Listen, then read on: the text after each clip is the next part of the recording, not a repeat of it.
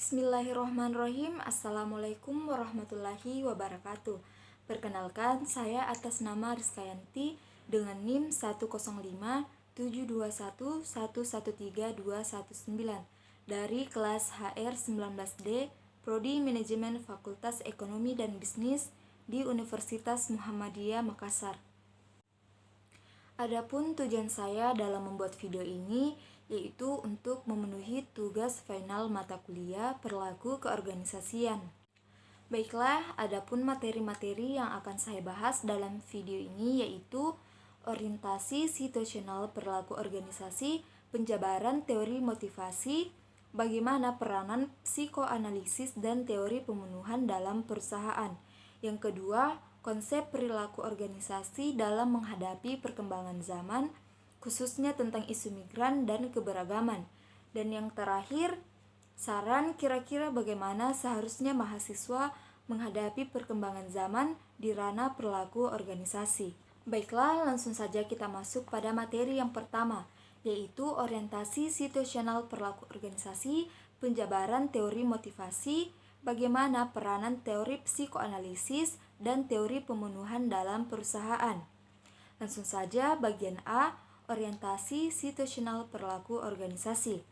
Seperti yang kita ketahui bahwa perilaku organisasi merupakan suatu disiplin ilmu yang mempelajari tentang perilaku tingkat individu atau kelompok dalam suatu organisasi serta dampaknya terhadap kinerja, yang dimana organisasi diciptakan oleh manusia untuk mencapai suatu tujuan dan pada saat yang sama manusia juga membutuhkan organisasi untuk mengembangkan dirinya. Oleh karena itu, antara organisasi dan manusia memiliki hubungan yang saling membutuhkan dan menguntungkan. Bagian B, teori motivasi. Secara etimologi, kata motivasi itu diambil dari bahasa Inggris yaitu motivation, yang artinya dorongan. Dari istilah motif menunjukkan suatu dorongan yang timbul dalam diri seseorang yang menyebabkan orang melakukan sesuatu.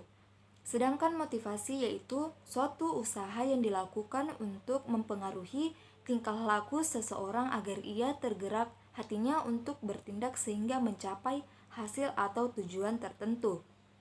Adapun beberapa tujuan motivasi yaitu mendorong gairah dan semangat, meningkatkan moral dan kepuasan, meningkatkan produktivitas, mempertahankan loyalitas dan kestabilan serta meningkatkan disiplin.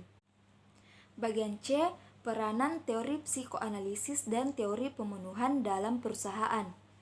Teori psikoanalisis adalah salah satu teori yang membahas tentang hakikat dan perkembangan bentuk kepribadian yang dimiliki oleh manusia. Unsur utama pada teori ini adalah motivasi, emosi, dan aspek kepribadian lainnya. Dasar dari teori psikoanalisis yaitu mengasumsikan bahwa kepribadian akan mulai berkembang saat terjadi konflik-konflik dan aspek-aspek psikologis itu sendiri. Teori psikoanalisis memiliki peranan besar dalam dunia pekerjaan psikologis. Dalam pekerjaan memiliki pengertian yang sangat luas. Teori psikoanalisis dalam dunia pekerjaan juga mengutamakan kecerdasan emosional dan spiritual. Maka dari itu, kecerdasan emosional dapat melatih kemampuan seseorang untuk mengelola perasaan, memotivasi, sanggup mengendalikan tekanan, mengatur suasana hati, berempati, serta bisa bekerja sama dengan orang lain. Jadi teori psikoanalisis ini sangat penting dalam dunia kerja atau dalam sebuah perusahaan. Teori pemenuhan dalam hal ini berkaitan dengan kepuasan kerja. Kepuasan kerja berhubungan erat dengan sikap dari karyawan terhadap pekerjaannya sendiri. Situasi kerja, kerjasama antara pimpinan dengan karyawan. Apabila segala kebutuhan telah terpenuhi, maka akan semakin besar kepuasan kerja seseorang.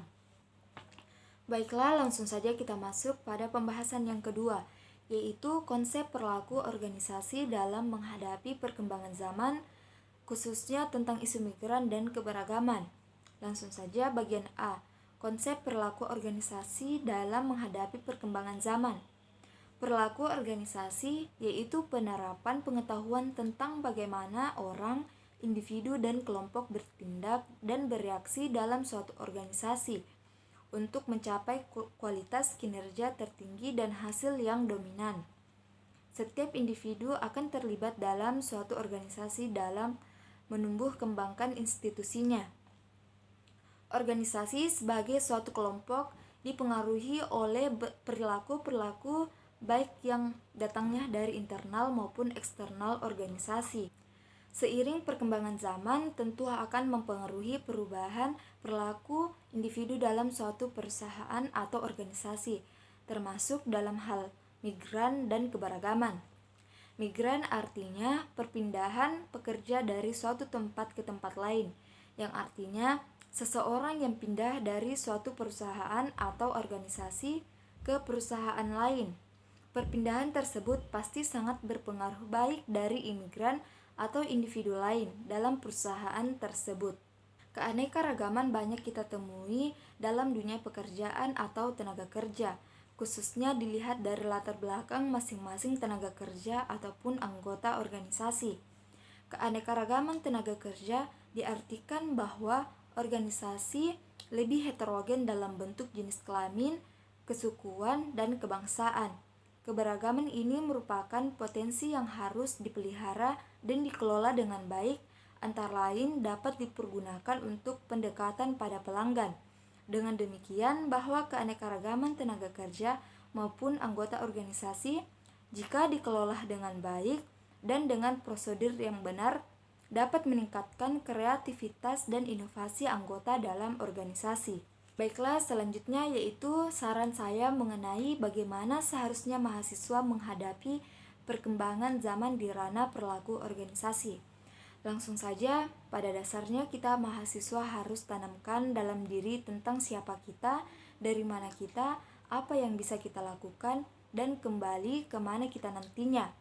Kemudian kita sebagai mahasiswa di era 4.0 senantiasa meningkatkan wawasan, pengetahuan, keterampilan, nilai dan sikapnya dengan berbagai aktivitas yang dijalani, baik melalui kegiatan perkuliahan, aktif dalam berorganisasi ekstra atau intrakampus, untuk mengembangkan potensi diri kita melalui pengelolaan waktu yang adil, yaitu pandai menempatkan sesuatu dengan kebutuhan dengan memperhatikan situasi, kondisi, toleransi, pantauan dan jangkauan yang ada pada diri dan lingkungan kita.